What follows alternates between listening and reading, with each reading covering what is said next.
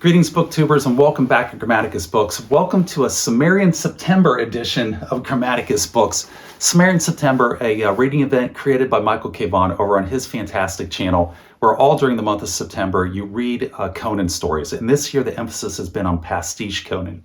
So as I've been reading the pastiche, some of it has been truly awful. And in order to get that bad taste out of my mouth, I've gone back periodically to the original Robert E. Howard stories and read Tower of the Elephant, Frost Giant's Daughter, Queen of the Black Coast, Scarlet Citadel.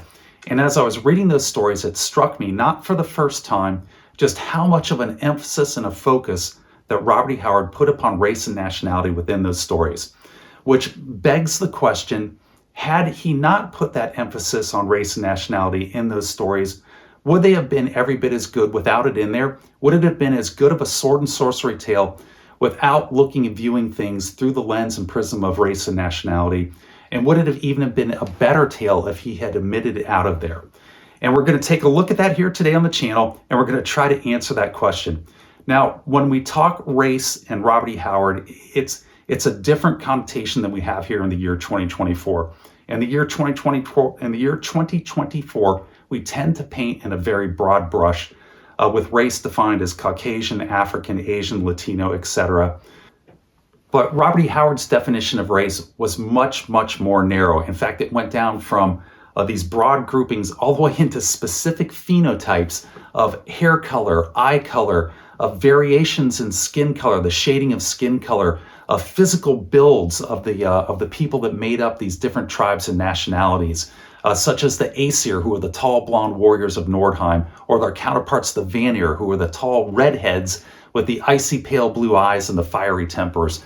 There you go to the Kushites, the lithe ebony warriors of the southern Kushite coast with their plumed headdresses and their proud countenances.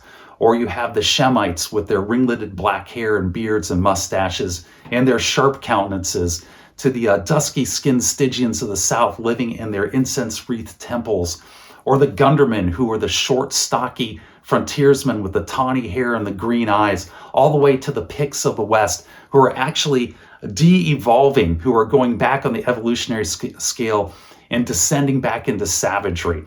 And he uses all these exact phenotypes to create these groups who then become nations and nationalities, who then interact with each other based upon these nationalities and these racial groups that he creates. But it goes beyond that. Robert E. Howard doesn't stop at just the physical characteristics of these different phenotypes in his stories. He then assigns them all different cultural attributes in addition to that, such as language, architecture, their dress, their style of fighting, with the Zingarans with their emphasis on rapiers, to the Bosonian archers, the Gundermen with their axes, or the Knights of Aquilonia and their great broadswords, or the Hyrcanians who were born riding a horse and shooting bows and arrows. And he takes it into national personalities as well, with the dour, taciturn Hyperboreans of the far northern reaches, the super tall, gaunt, so pale they're almost white Hyperboreans with the hair that is so blonde that it's flaxen in nature, and they have these just taciturn, dour temperaments. And it makes for this rich, diverse, colorful tapestry of humanity within the Hyborian world. And you can see that here in the map of Hyboria. This is a Conan, Savage Sword of Conan, super special. It was all done in color. And here you have the map of Hyboria. And you see all these different kingdoms. But these different kingdoms aren't just kingdoms with Robert E. Howard. They represent different groups of people and these different nationalities that then interact with each other. And Robert E. Howard takes it a step further past that, past just the physical characteristics and the cultural characteristics. He then uses these differences in order to create plot points within his stories, in order to create friction points in his stories that drive his stories forward, such as the Frost Giant's Daughter, where here you have Conan battling what looks like Vanir. These are the Frost Giants, we know that, but they look very much like Vanir warriors with their red hair. And in the Frost Giant's Daughter, as Conan is laying stunned in the snow from the blow of Heimdall upon his helmet, and Atali the Frost Giant comes up to him, tiptoeing across the frost, and starts talking to him. Conan can't tell if Atali is a friend or a foe because he can't tell the color of her hair. He can't tell if her hair is red, and she is a foeman getting ready to call up her kinsman to slay him as a Vanir, or if her hair is yellow and that she's a friend that can then take him to her village and restore life back into his limbs. So her color of her hair has become paramount in this story because it means the difference between life and death. And then Atali starts to taunt him based on the color of his hair, calling him Conan of the black hair, and using it as a point to further enrage him, to get him to get up and chase her and follow her to her brothers, who are then sent to slay him. And we know how that goes. Or in Beyond the Black River, where Conan is fighting on the western shores of Aquilonia, as Aquilonia is trying to invade into and take over part of Pickland, and all of the Picts have united against this incursion into their lands. And here in the tale of Beyond the Black River, which is essentially the tale of a race war that you have going on here with Aquilonia trying to take land away from the Picts. Or in the Tower of the Elephant, where the young Conan strolls into a tavern in Zamora, in Ascalon and Zamora, and he runs into a Kothian in there who is a slave trader, this man from Koth. And the slave trader is bragging about his skills at kidnapping women, bragging to the Zamorans, who were born with more knowledge of the art than he could ever hope to attain. And Conan hears him talk of the Tower of the Elephant, and so he walks up and starts to speak to this man from Koth. And the man from Koth looks at Conan and immediately is looking down upon him because he's a savage heathen from the northern barbarian lands, talking with a barbarian accent.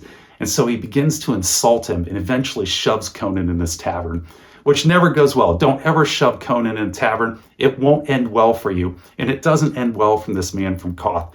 But there are national characteristics, there are national differences between him and this Kothian slave trader create this friction point within the tavern that then furthers the story. And Robert E. Howard uses these different nationalities, these different perspectives, in just sort of a genius way to make his stories move forward, to create plot points that he then uses in order to carry out the tale that he wants to tell in a more rich and varied fashion. And the tales are better for it, in my opinion. It's interesting that Conan in these stories is the ultimate racial outsider. He is the only one of his race who appears in these tales and in these kingdoms of Hyboria. And everywhere he goes, he is the savage outsider, the heathen, who then has to overcome these racial stereotypes that everyone has of him to prove that he's every bit as smart, every bit as capable, and every bit as talented a warrior as they are. And it's sort of a lesson in meritocracy that Robert E. Howard has put into these stories, perhaps not intentionally, but it's still there, that creates this rich patchwork quilt of diverse humanity within the Hyborian world that just makes these stories pop out and gives them their flavor and their vibrancy. And it's interesting when you're reading the pastiche stories, De Camp and Carter, especially De Camp, will de-emphasize this view and focus on race and nationality when they're writing their pastiche. And their stories lack because of it. They become flat, they become tinny, and they're not as good. They just aren't as quality stories.